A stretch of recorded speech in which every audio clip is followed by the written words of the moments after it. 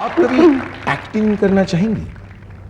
हाँ, क्यों नहीं? सब कुछ करते हैं। अगर आपकी एल्बम आए और आपको उसकी वीडियो में एक्ट करना पड़े तो आप करेंगी? बहुत मजा आएगा। बहुत मजा आएगा। अच्छा, करीब का कोई एक खूबसूरत गाना। तुम जुदा होकर हमें और प्यारे हो गए, तुम जुदा होकर हमें और प्यारे हो गए, थे करीब तो दूर थे करीब तो दूर थे, अब हमारे हो गए, तुम जुदा होकर हमें। Indeed, it's a privilege to hear it live, so close, so करीब। क्लासिकल की कुछ एक आध this is in Bhairavi, it's बंदिश की ठुमरी, और उसमें सांस लेने की बिल्कुल जगह नहीं है, और बात हुई है पनघट Radha, you know that kind of situation.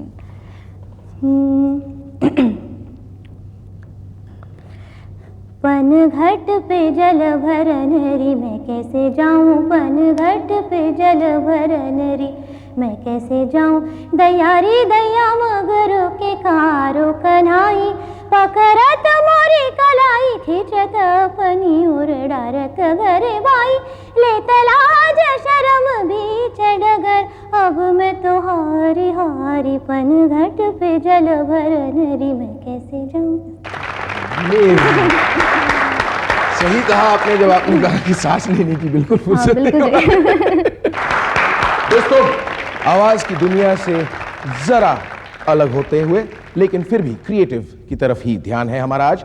आइए मिलते हैं one of the finest actors of this country, Mohan Gokhale.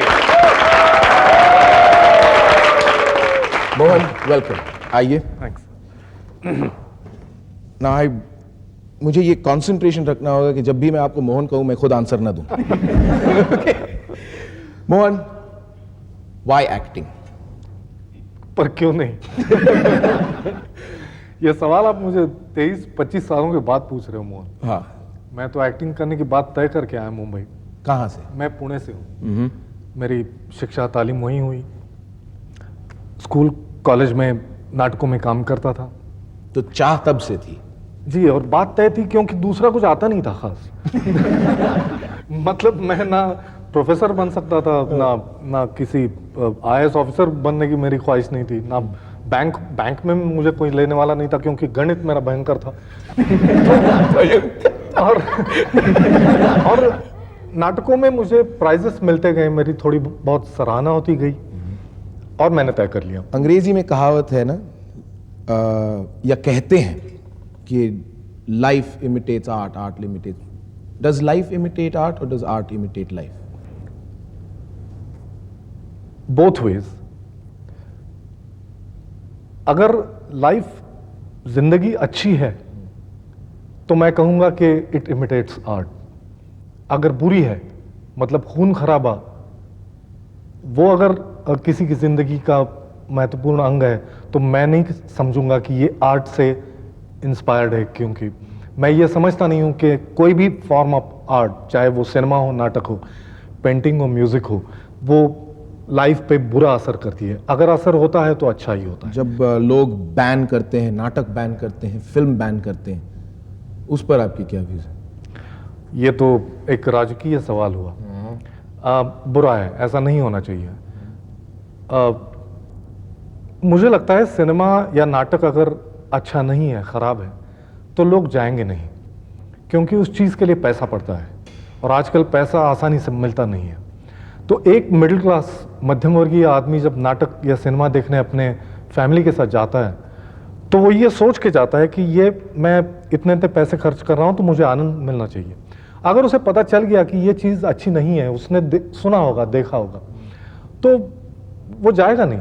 तो ऐसी चीज़ें अपने आप बंद हो जाएंगी। और मैं नहीं समझता कि नाटक का एक किरदार या सिनेमा का एक सिचुएशन पूरे समाज को हिला देगा। किसी एक व्यक्ति की बदनामी एक नाटक से होगी या सिनेमा के कैरेक्टर से होगी, ये मैं मानता नहीं हूं। अगर होती है तो वो व्यक्ति उतना बड़ा है ही नहीं। अवार्ड्स की अहमियत कहां तक है आपके लिए? मुझे बहुत कम अवार्ड्स मिले हैं तो क्या कहते हैं वो अंगूर खट्टे वाली बात है। एक तो मैं main cinema, main stream cinema में मैं बहुत कम रह चुका हूँ। मराठी फिल्में मैंने 25 एक मराठी फिल्में की हैं, उसमें 3 बार लगातार मुझे बेस्ट एक्टर का महाराष्ट्र स्टेट का अवार्ड मिला, और जब भी मुझे अवार्ड मिला उस साल मुझे एक भी फिल्म नहीं मिली, तो अवार्ड मिलने का डर सा बैठ गया। बाकी awards do help to give you a moral boost, oxygen थोड़ा बढ़ जाता है। और एक्टर खास करके जो कि पर्दे के सामने हैं, वो तो ईगो पे ही जीते हैं ना। ये मैं बात टाल तो नहीं सकता। भाई रास्ते में गाड़ी में जा रहे थे तो मेरी छोटी बच्ची मुझसे कहती है, बाबू सब लोग तुम्हारी तरफ देख क्यों रहे हैं? तो मैंने उसको एक दिन एक्सप्लेन किया कि ये लोग शायद मुझे टीवी पे देखते हैं तो पहचान जाते हैं, इसलिए अच्छे लोग हैं, मुझे हाय कर रहे हैं। तो बोलते तुम्हें अच्छा लगता है? मैंने कहा बेटी ये अच्छा लगे इसलिए तो मैंने काम करना शुरू किया। अगर मुझे कोई पहचानेगा नहीं तो मैं इतना काम क्यों करूं? सो टू स्पीक, वो जो पैरेलल सिनेमा मूवमेंट जो एक दौर चली थी, उसका क्या हुआ? What has happened? वो पैरेलल सिनेमा जब जोरों में था तब टेलीविजन नहीं था। आज की तारीख में जो भी नया डायरेक्टर आता है वो मुड़ जाता है टेलीविजन की तरफ। पहले तो चारा ही नहीं था फिल्म बनाने के सिवा। आप आओ, फिल्में बनाओ, समांतर फिल्म बनाओ, कम बजट में बनाओ, अच्छी बनाओ, अवार्ड मिले, फेस्टिवल्स में जाए। फिर उसके बाद 4-5 साल वो झगड़ता रहे, फिर उसको कोई इंडिपेंडेंट प्रोड्यूसर आके, एनएफडीसी के अलावा कोई आके उसको पैसा दे और बोले फिल्म बनाए। वो अगर फ्लॉप हो गई तो वो डायरेक्टर जिंदगी से उठ गया। आज की तारीख में ऐसा है कि, और सही भी है, they are not ready to wait. उन्हें पैसा चाहिए। मुंबई में आके रहने के, जीने के लिए पैसा चाहिए। हर कोई बड़े बाप का बेटा तो होता नहीं है, तो यहाँ आने के बाद टेलीविजन सीरियल करके पैसा मिलने लगता है, वो उसी में गायब हो जाता है। तो वो पैरेलल मूवमेंट खत्म हुई नहीं है।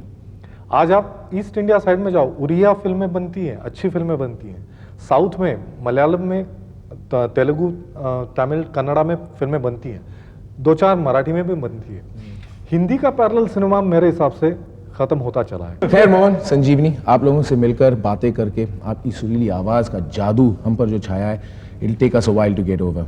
आधा मिनट है? हाँ। ये प्रोग्राम खत्म करने से पहले, क्योंकि ये संगीत भरा प्रोग्राम था और मैं एक रूखा सूखा आदमी यहाँ पे आ गया, तो मैं इनसे रिक्वेस्ट करूंगा कि गीता दत्त जी का एक गाना थोड़ा सा गुनगुना के सुनाएं। बेशक। आप सुनाएंगी? कौन सा? नन्ही कली सोने चली हवा दे रहे हो।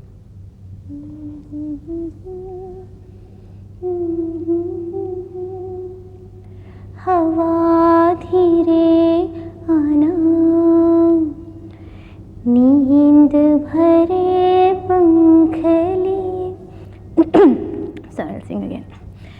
नींद भरे पंख लिए झूला झूला जाना, नन्ही कली सोने चली हवा धीरे आना, नींद भरे पंख लिए झूला झूला जाना। Thank you so much Sanjeevani. All the very best Sanjeevani. Mohan, all the very best. दोस्तों, आज के लिए बस सिर्फ इतना। अगले सप्ताह इसी समय इसी चैनल पर आपकी तारीफ लेकर मोहन कपूर हाजिर होगा। देखना ना भूलिए। Good night, God bless.